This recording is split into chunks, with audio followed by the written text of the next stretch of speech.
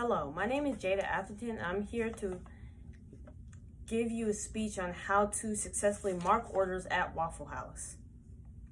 When you walk into the Waffle House, you are greeted with good smelling food and waitresses calling out orders. Have you ever watched the waitress call out an order as the cook starts putting different condiments on the plate? You were probably left wondering, what does that mean? What are they doing? How do they understand what that means? Wouldn't it be interesting to know what all those markings meant? I am a cook and a waitress at the Waffle House, and a big part of my job is knowing how to correctly read and mark plates.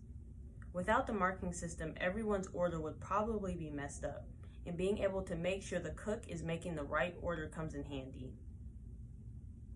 The steps to marking a plate is first knowing what each item means. Second, learn how to place them, and lastly, how to read a plate. Let us start with learning what each item means. Let's start with first, the plate. All plates at Waffle House look similar to this, and each spot on the plate represents something different. A jelly packet represents eggs. Depending on what location it is placed on the plate means how the eggs are cooked. A piece of hash brown means that the plate needs hash browns for that order. The more pieces of hash browns you put, the more orders of hash browns will go on that plate.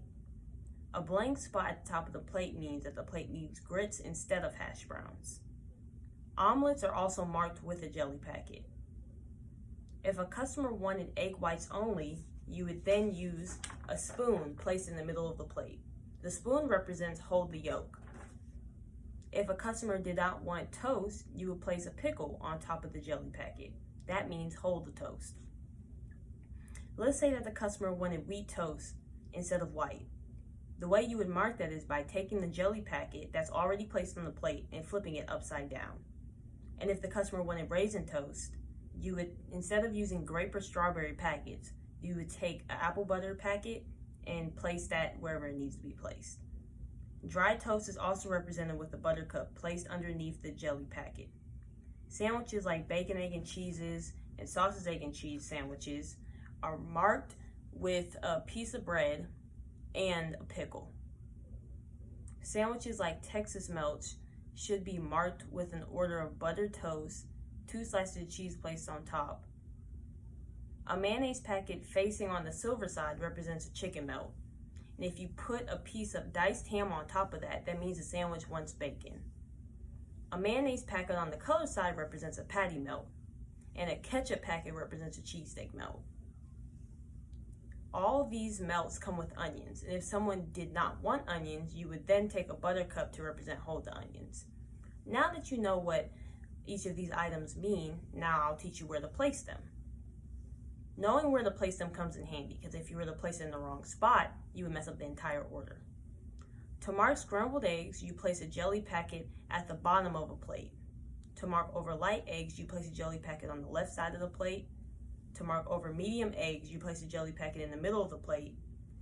To mark over well eggs, you place a jelly packet on the right side of the plate. And lastly, to mark sunny side up eggs, you place a jelly packet on the top of the plate.